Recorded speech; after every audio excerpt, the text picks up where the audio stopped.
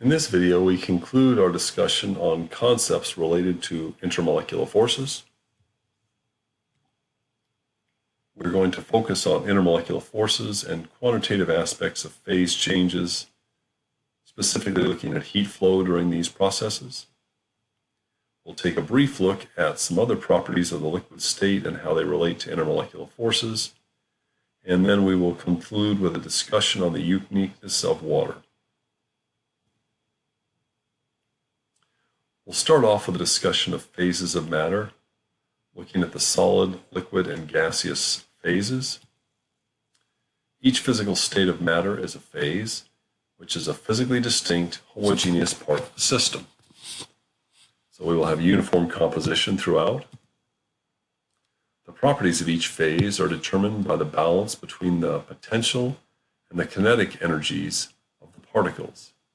This is something that we've talked about from early on in this semester. We'll see here that for phase changes, the potential energy will be in the form of attractive forces between molecules. These forces tend to draw the particles together. They are the intermolecular forces. So this is the potential energy term that we're looking for this process. The kinetic energy associated with movement tends to disperse particles. So increases in temperature result in an increase in kinetic energy, which allows particles to overcome the attractive forces. So we see the potential energies associated with intermolecular forces for phase changes, and kinetic energy is associated with temperature associated with phase changes. So we see we have the solid to liquid to gas, back to liquid, back to solid transition. The solid to liquid transition is fusion or melting. Liquid to gas is vaporization. The gas back to liquid is termed condensation, and liquid back to solid is termed freezing. Solids converting directly to the gaseous phase is sublimation, and the gaseous state converting directly to the solid state is deposition. The upper transitions, melting, vaporization, and sublimation, are all endothermic processes, and freezing, condensation, and deposition are all exothermic processes.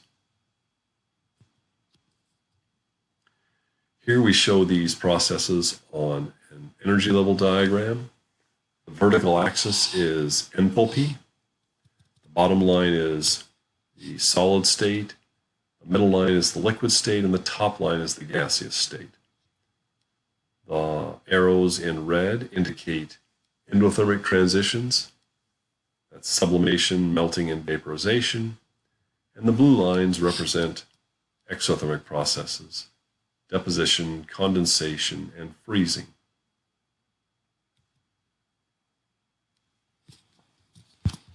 Here is a table showing molar heats of vaporization and fusion for a series of common substances.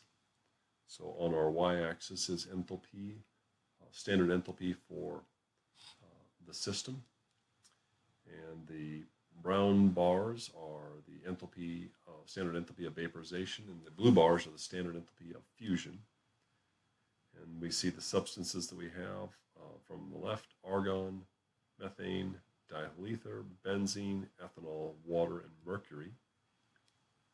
And you can see in general that the substances with the lower enthalpies of vaporization are ones which have primarily London dispersion forces, like argon and methane. Diethyl ether does have dipole forces, but also London dispersion forces in this system are somewhat comparable. And then benzene is London dispersion forces, but it also has some special stacking forces. Then ethanol and water are the systems that have hydrogen bonding involved. Now, mercury has by far the highest enthalpy of vaporization in terms of a molar enthalpy of vaporization, and we see that this has metallic bonding. Like all metals, mercury's bonding is metallic. A much stronger bond results in a much larger enthalpy of vaporization. One point to note here, out of all these substances, water has the lowest molar mass, excepting methane. it's comparable to water. But for the other substances, water has a substantially lower molar mass. Thus, the enthalpy of vaporization on a mass basis is much higher for water than any of the other substances in this table.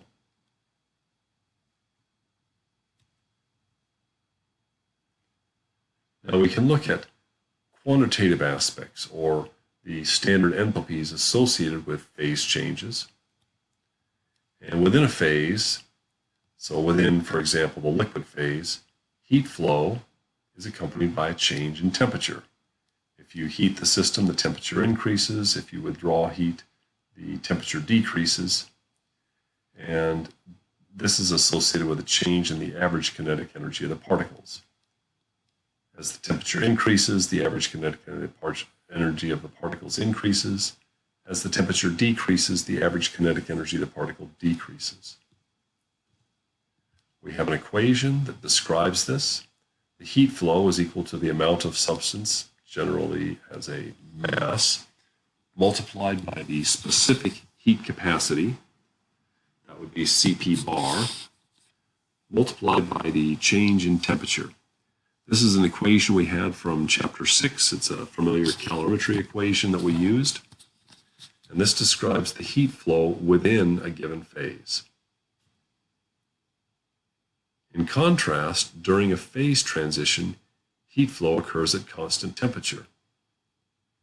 If you have a liquid, and take for example water, let's say we have water at 100 degrees, liquid water at 100 degrees Celsius. If we transition to gaseous water at 100 degrees Celsius, that is boiling or vaporization. In this case, the temperature is constant, but there's still heat flow. Heat must flow into the system to break the intermolecular forces to release the molecules from the liquid state to the gaseous state.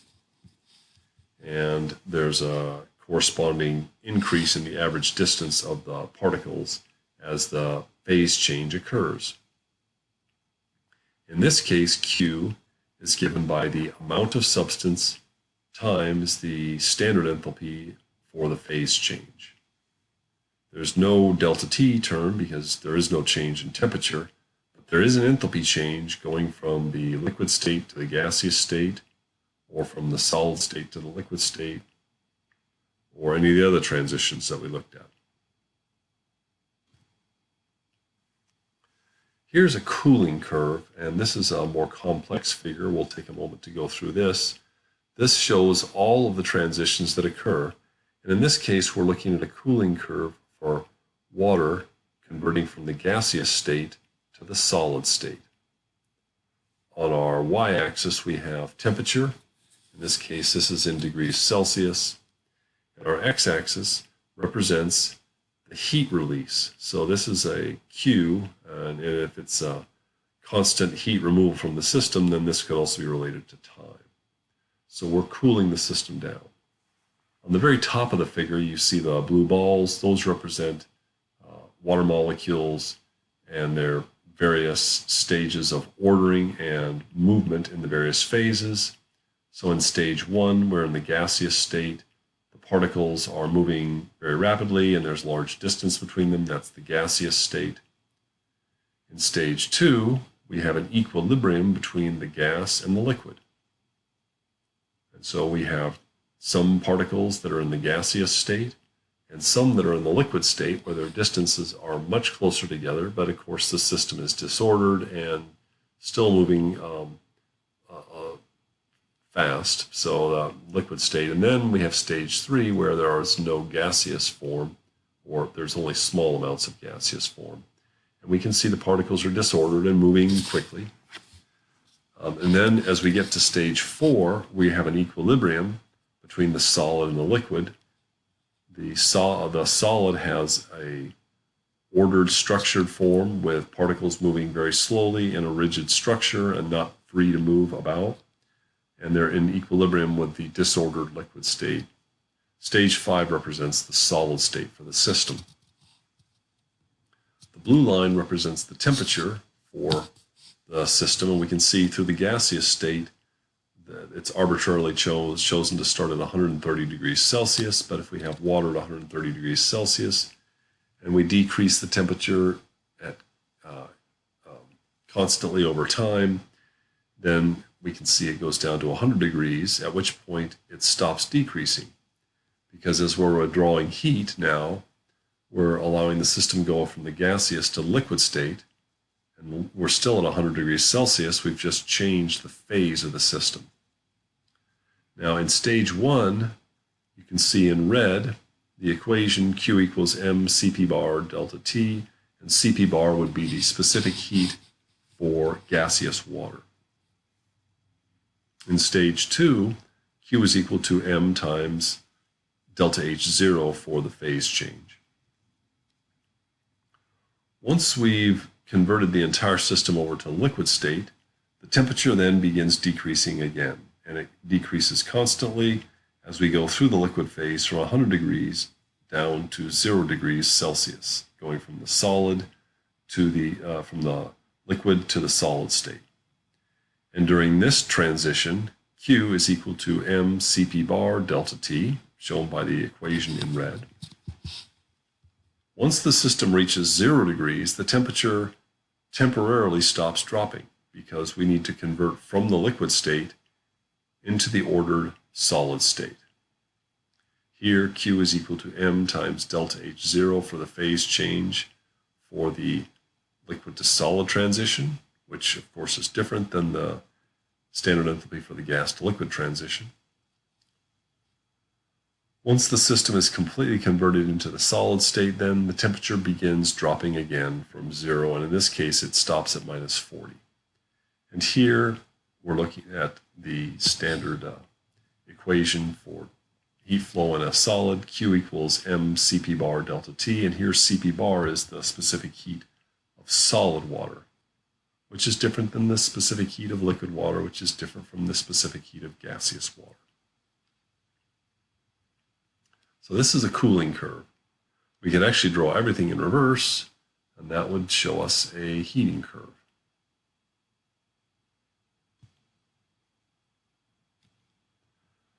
When we have a liquid between the boiling and melting points, so we're at a temperature where the liquid is stable, all the material doesn't remain simply in the liquid state. There can be small amounts of vapor above the liquid. And how this works is shown here in the left-hand figure. So we have a vacuum flask. It's attached to a vacuum pump. We can pump all the gas out and then shut the valve. And if we allow it to equilibrate over time, some of the molecules from the liquid state will go up into the vapor state. Now, this system exists in what we call a state of dynamic equilibrium. So the molecules that go up into the gaseous state don't stay there. They'll return back to the liquid state. But at the same time, there'll be other molecules from the liquid state that will go up into the gaseous state. So the system will reach a state of equilibrium where the pressure of the gas above the liquid reaches a constant value. The pressure of the gas above the liquid is what we call the vapor pressure. And this is shown in the graph on the right. So you can see C is a plot of pressure versus time. So we start off at time 0 where we had pumped all the gas off, and then we shut the valve and then allow the vapor to begin pressurizing the flask, and it will go up until it reaches some constant value where it remains static, and the pressure becomes constant at what we call the vapor pressure of that liquid. So in a closed flask, the system reaches a state of dynamic equilibrium where the molecules are leaving and entering the liquid at the same rate. And the vapor pressure of the liquid is the pressure exerted by the vapor on the liquid at the given temperature. The pressure increases until that equilibrium is reached, and at the equilibrium, the vapor pressure is constant.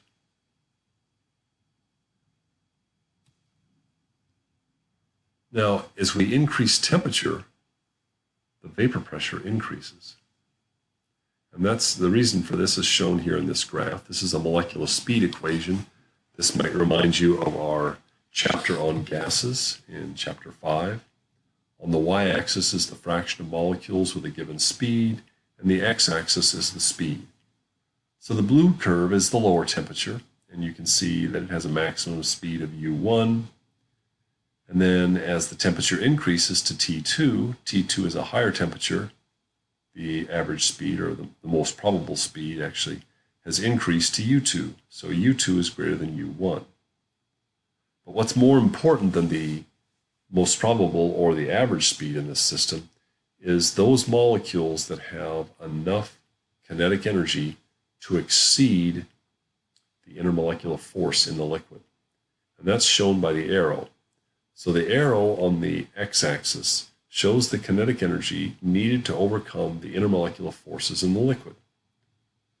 So the molecules that have speeds higher than that arrowed value there will be ones that will escape into the vapor phase. But then they can collide with the sides of the wall or the liquid phase again, lose that kinetic energy, and then go back to the liquid state. While at the same time, other molecules in the liquid state will pick up speed and go up into the vapor phase. So there's an equilibrium here. As we increase the temperature, you can see T2 is at a higher temperature than T1, and the shaded area represents the fraction of the molecules that exceed that kinetic energy to overcome the intermolecular forces in the liquid. We see that the shaded region for T2 is larger than the shaded region for T1. The vapor pressure for the liquid will be proportional to the size of the shaded area. So this shows us qualitatively how this works. So things that affect the vapor pressure are as follows. As the temperature increases, the fraction of molecules with enough energy to enter the vapor phase increases, and the vapor pressure goes up. So temperature goes up, vapor pressure goes up. The weaker the intermolecular forces, the more easily particles enter the vapor phase, and the higher the vapor pressure. If you only have London dispersion forces, the vapor pressure for a liquid at a given temperature will be much higher. Weaker forces, higher vapor pressure. We can show this on a curve here quantitatively. These curves, and we're going to see these curves in a couple of different ways, plot on the y-axis the vapor pressure as a function of temperature on the x-axis. We have three substances here, diethyl ether, ethanol, and water. And diethyl ether had the smallest enthalpy of vaporization. If you remember back on the barred curve we saw, or the barred chart we saw earlier, ethanol was right next to water but had a slightly lower enthalpy of vaporization. And then water had the highest of these three molecules in terms of enthalpy of vaporization. And so what you can see is here is let's take the orangish curve, which is diethyl ether. At 0 degrees Celsius, the vapor pressure of diethyl ether is 200 torr. Diethyl ether has a much lower freezing point than ethanol and water, so it has a significant vapor pressure. And as you heat it up, the vapor pressure goes up and up and up until it reaches 760 torr. When the vapor pressure equals 760 torr, this is termed the normal boiling point. So you can see that occurs at 34.5 degrees for diethyl ether. That's the boiling point of diethyl ether. Next is ethanol, and ethanol, of course, holds together more tightly because of the hydrogen bonding forces. It holds together in the liquid, and so it's less likely to go up into the vapor state. As we heat it, slowly the kinetic energy can overcome this intermolecular force. And then when we get up to 78.5 degrees Celsius, we see that the vapor pressure of ethanol equals 760 torr. This is the normal boiling point of ethanol. Finally, water, of course, has a near zero vapor pressure at 0 degrees Celsius because it's a solid.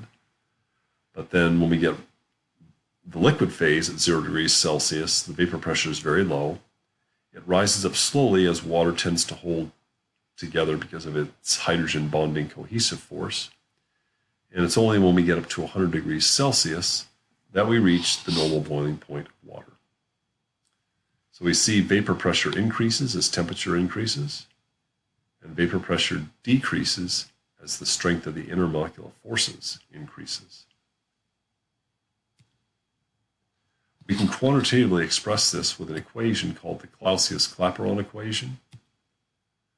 It's expressed as the following: the natural log of the vapor pressure of the liquid equals minus the standard enthalpy of vaporization divided by R, and R here is the gas constant. So it's our gas constant, friendly gas constant from back in chapter 5, but it's not in units. It's not 0.082 liter atmosphere per Kelvin mole.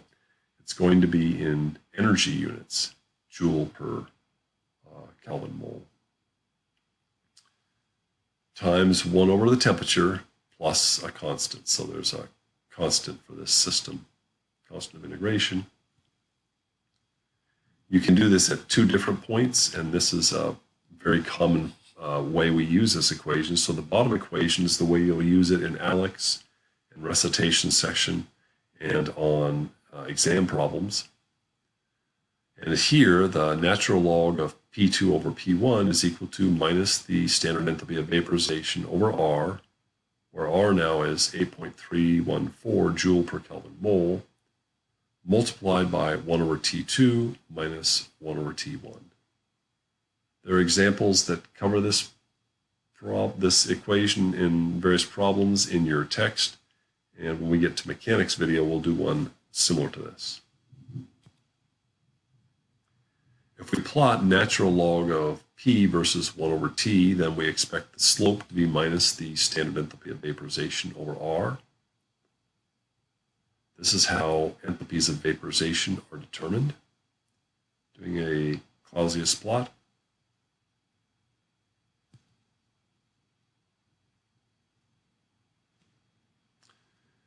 So we can relate vapor pressure to boiling point.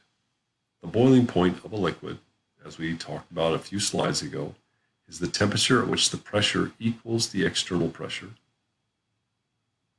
So if you take a liquid and begin warming it, it'll have a vapor above it. You won't get the boiling point, but the vapor will still exist. The normal boiling point of a substance is observed when the standard atmospheric pressure is equal to the vapor pressure of the substance. That's at 760 torr. As the external pressure on a liquid increases, the boiling point increases. So in Death Valley, you'll find that you have to heat water above 100 degrees Celsius to get it to boil. So if you boil water before you throw your spaghetti in, it'll be hotter, and so the spaghetti boils. The spaghetti cooks more quickly at that temperature.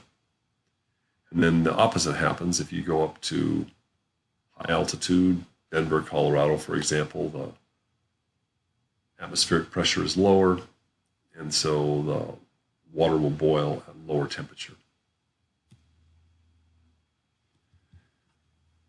Now next we can look at phase diagrams, and phase diagrams have a chunk that is from the Clausius equation, but these also include not just the liquid vapor equilibrium, but the liquid solid equilibrium and the solid gas equilibrium.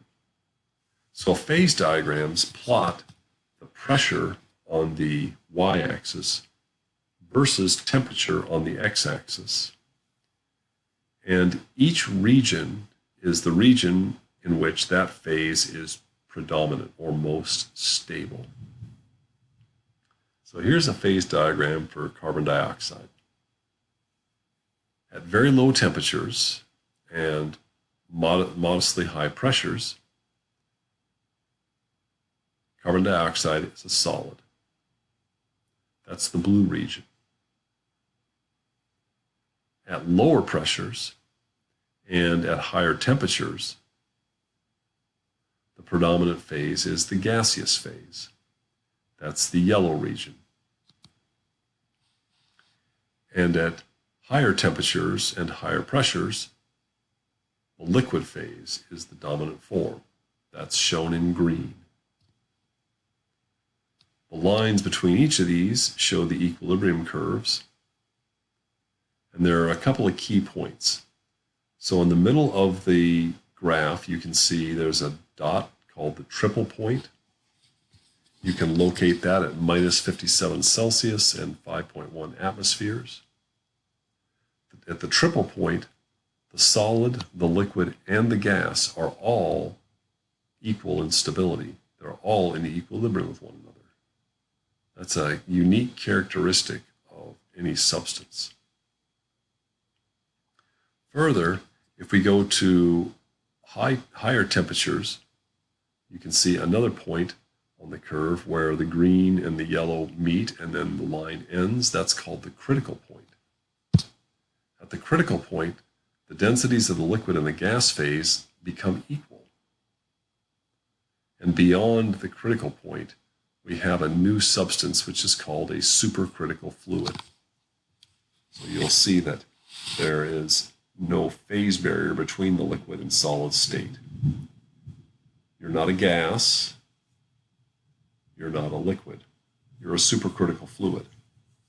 A supercritical fluid has the density of a liquid, but the viscosity of a gas. Now we can see if we take the line for the liquid gas equilibrium, we take it from the triple point and you go up in temperature, you can see it curves upward. The first part of that curve, until it goes to 1 atmosphere under other substances besides CO2, would be the Clausius curve. So that's the curves we were looking at up here. This curve taking us from low temperature up to higher temperature, that would map from somewhere near the triple point up to higher temperatures. And we'll see for water how that works in a moment. It'll be more clear and we can see it relate more directly to the Clausius curve we looked at in a moment. So the green to the yellow line is the vaporization and condensation curves. The blue to the green areas is the melting to freezing. And the blue to the yellow is the sublimation and deposition transition. Another point to note, look at the line between the solid and the liquid phase. Between the blue and the green phases, you can see the line tilts to the right. What that tells you is as you go to higher pressure, the solid becomes more stable, and so it takes a higher temperature to melt the liquid. This is normal behavior for most substances. Here's a phase diagram for water, and water shows interesting behavior. First, we can look at the solid region, this is the blue region, and then we have the green region, which is the liquid, and the yellow region, which is the gaseous region. If we're near the triple point, we can see that going from that up to the dotted line where 1 atmosphere equals 100 degrees Celsius, that looks like the Clausius curve. We see water has a special triple point. It's 0.006 atmospheres and 0.01 degrees Celsius. At that point, ice, water, and steam are all in equilibrium with one another. So it's at very low pressure, and it's slightly below the normal freezing point of water. We have the critical point, and the critical point is out at 374 degrees Celsius and 218 atmospheres. At temperatures beyond here, even at these high pressures, we have a supercritical fluid. What's unique for the phase diagram of water is the line between the solid and the liquid state. Here, the line tilts to the left. The line has a negative slope. That's because the liquid is denser than the solid. So what you see is, as you increase the pressure on solid water at a given temperature, it can convert into a liquid. This is the basis of how skates work. So if you've ever gone ice skating, you have a very thin blade and you stand on the ice and all your weight presses down on that thin blade and creates high pressure and converts ice from the solid state into the liquid state. And so when you skate, you're not, of course, sliding along solid water. You're sliding across a very thin film of water. And that's what allows you to move in a skate. Of course, skates don't work on concrete because concrete doesn't convert to a liquid. And so the skates will simply bind. If the temperature gets too low, sometimes skates will stop working.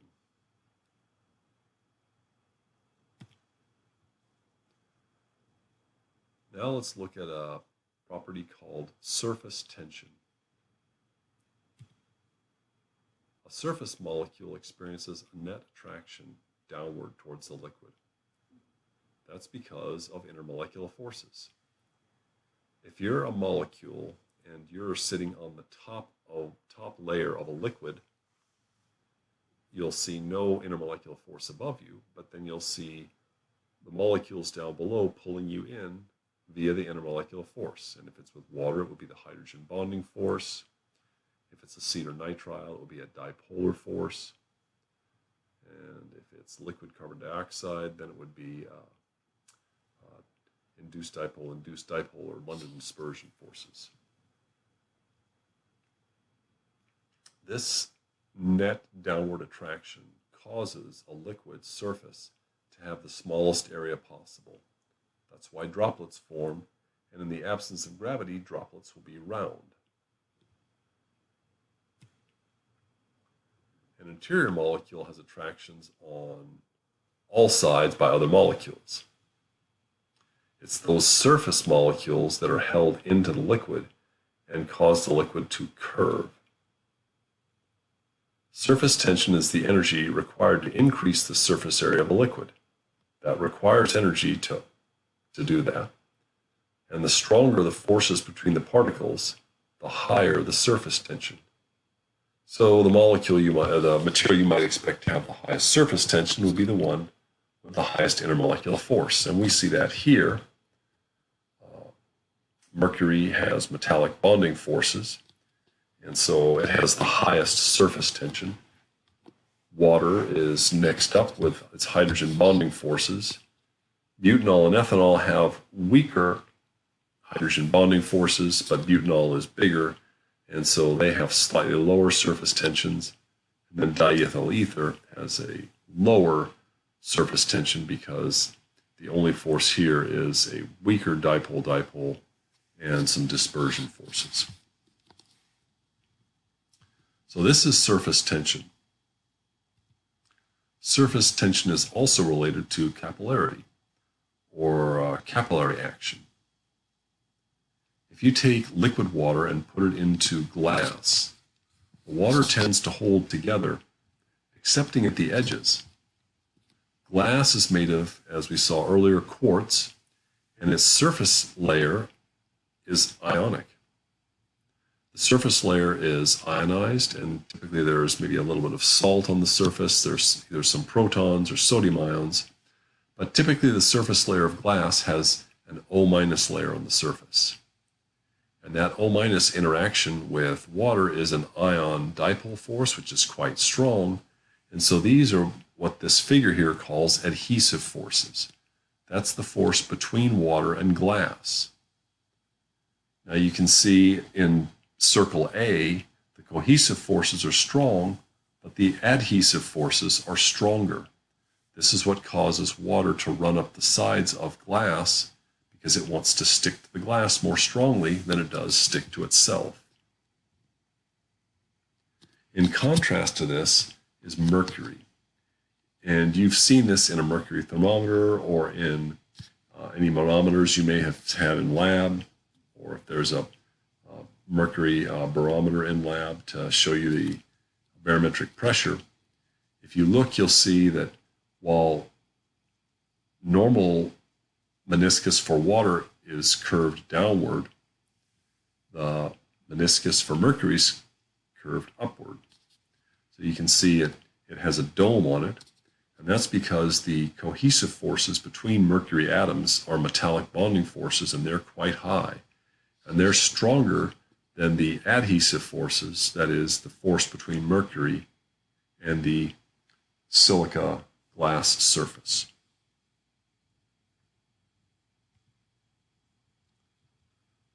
Another property that's related to intermolecular force is viscosity.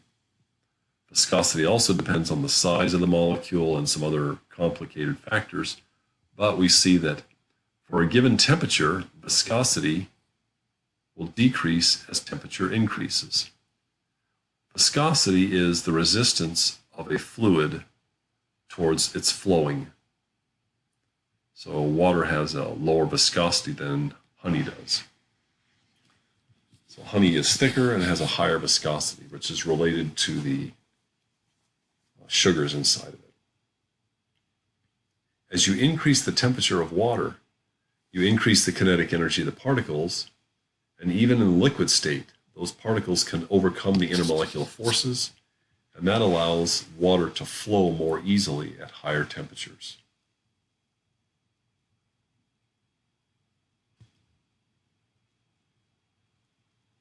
Another important factor with water is its hydrogen bonding ability and what this creates for its structure. And here we can see, if we were to take a very simple view of a hydrogen molecule or a water molecule, there are 4 hydrogen bonds associated with it. There are 2 lone pairs on the oxygen, which can each bond to a hydrogen atom in another molecule. And there are 2 hydrogen atoms which can bond to oxygen atoms in another molecule. Each water molecule can form 4 hydrogen bonds to other molecules, resulting in a tetrahedral structure. Because of this, water forms a hexagonal structure in the solid state. And that hexagonal structure has open channels in it. It's an open or lower density structure.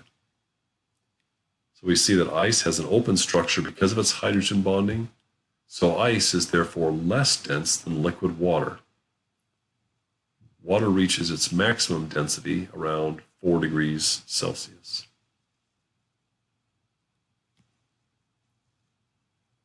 This table provides an overview of all the properties of water which are really unique. Of course, the atomic properties of oxygen and hydrogen lead to the formation of H2O as our structure, and the molecule having a dipole moment because it's a tetrahedral electron group arrangement. The oxygen end is more electronegative than the hydrogen end, so the molecule is polar, but not only is it polar, because of oxygen's high electronegativity, we have hydrogen bonding that occurs. All this leads to these 4 key factors. First off, water has particularly good solvating powers. It's an excellent solvent. It can dissolve ionic compounds because of its high dielectric constant, and it can dissolve polar molecules because of its dipole moment. And we can see ions in seawater, ions in fresh water, and cellular fluids can all be stable because of this dielectric constant of water. Carbon dioxide can dissolve in water because of water's proton donating ability. Carbon dioxide can dissolve as carbonic acid, and that carbon dioxide is used by coral reefs and by plants for plant growth in the ocean. Oxygen can dissolve in water, and of course that's critical for fish in water. And then it also allows dissolution of sugars, proteins, and a variety of other molecules that have hydrogen bonding capability. So you can take very large molecules like proteins, which are not soluble in other solvents, and they dissolve readily in water. Water has a really high heat capacity and enthalpy of vaporization, and that allows for a narrow range of body temperatures because water acts as a great thermal storage bank. It can absorb heat or release heat to keep its temperature constant. And that also, the surface water on Earth allows us to have a narrow range of temperatures across the Earth's surface. And the natural water cycle, of course, plays into this. As water absorbs and releases heat, it can vaporize and deposit in different locations. And this high heat capacity also results in energy storage, which can result in winds and storms. Water has a very high surface tension, as we saw a little bit ago, and that leads to its surface tension and capillary action, which allows life to walk on lake surfaces, and also allows water to dissolve in soil to get to plant roots. Finally, the open structure of water is crucial because this allows lake life to survive in winter, because the ice layer, which becomes an insulating layer, is less dense than the water underneath. But this also results in nutrient turnover in lakes during the summertime as the lake inverts. And it also is important in the formation of sand and soil, in that when water can use its capillarity to move into silica networks, as water freezes, it expands, and this causes cracking in ionic and solid structures, which leads to the formation of sands and soils. That concludes our concepts discussion in Chapter 12.